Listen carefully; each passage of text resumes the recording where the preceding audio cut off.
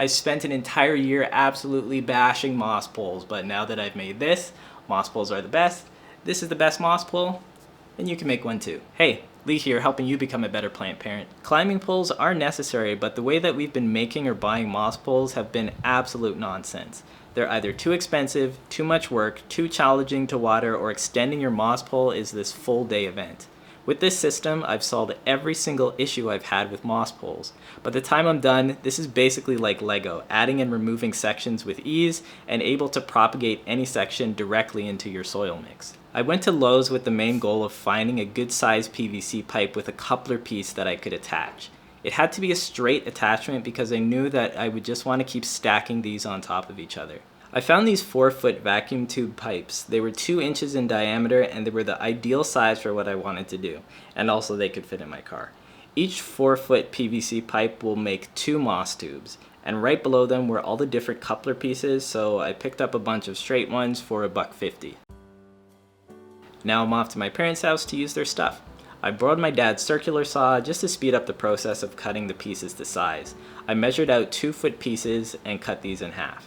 If you're really committed to this project, and you should be, you can calculate how many moss poles you actually want and then just buy all the materials so that you don't need to keep going back to the store once you realize that this works really well and you should have made more. Get yourself some painter's tape. This step is so important because you won't need to do any measuring. The tape will be your outline.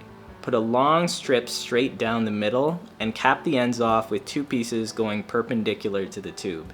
In the end, it will kind of look like a capital letter I. The tape will be your guide. I've clamped my tube down to the workbench and I'm ready to cut. Right now, I'm using a Dremel 4.5-inch miniature circular saw. The blade is usually used for cutting ceramics like tile, but it really moves through the PVC pipe like butter. It's important that you are not cutting to the end of the tube, only the parts where the tape was placed. If you cut straight through the PVC, you will lose its structure and you won't be able to attach the couplers.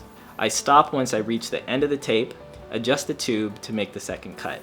Then you follow the tape lines at the end of the tubes and cut along that guide. Once you do that, the middle piece will just pop right out. Once you get going, you'll spend about 2 minutes on each one of these. You can fly through them so quickly. This is much better than the 10 to 20 minutes each you're going to spend on making moss poles in the way that you've traditionally seen them. Now I know what you're thinking, Lee, this is cool and all, but I don't have these tools.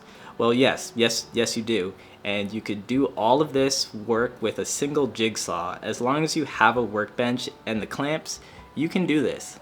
If you're not comfortable using power tools, then don't. Find someone who is and just show them this video. I'm no expert, but this is one of the easiest projects that I've done. I don't want anyone coming down into the comments to tell me that they have fewer fingers than they did when they started watching this video. Now this part is optional, but you may want a bottom piece that goes directly into the soil of your plant.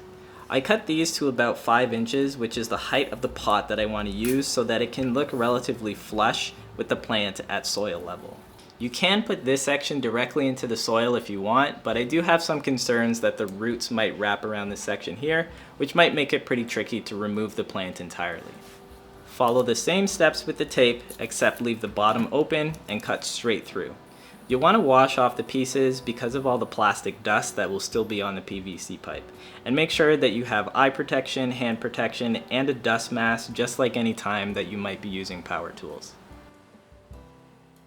I really cannot explain how easy it is just to pick a plant and start using this moss pole immediately. This is my Monstera pinnati partita that I've been growing up a cedar plank. It's been doing pretty well, but I want to see how this does on the moss pole. Once I removed and unpotted this Monstera, I have upgraded my pot size and stuck my bottom piece in with the coupler attached and it's ready to go. I backfill a little bit of the soil and then I put the plant in. Once the plant is in there, just like any other moss pole, you soak your sphagnum moss and then squeeze out some of the water and just start putting it into the moss tube. Just cram it in there. Because of the shape of the tube, the moss isn't going to fall out. Just keep filling it in. And I'm serious, you can even turn this thing upside down and it's still not going to fall out of the tube. This is why you don't actually need any netting to keep the moss in there. Just attach the tube to the coupler and use Velcro or string to attach your plant. Your aerial roots will quickly grow into the moss, and once it starts to climb, you may not even need to attach it at all anymore.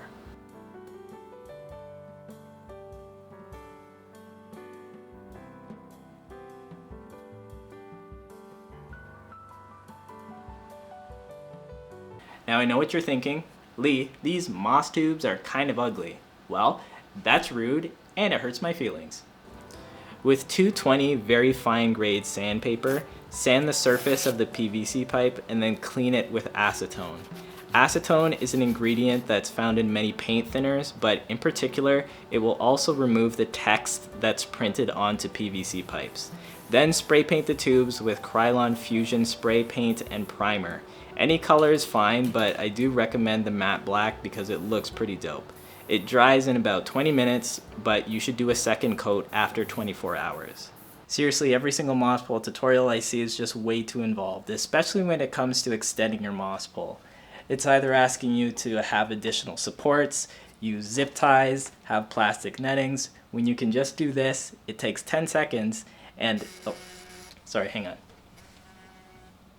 Oh, hey Nora, what's up? Oh, hey. So you've got the best moss poles now. No, I just mean, it's just... Is that a pothos on your moss pole? Yeah, actually, it's my marble queen. Oh, sorry. I could not tell. I'm just used to my pothos on my moss poles looking like this. Listen, Nora, I hope I didn't... And she hung up on me.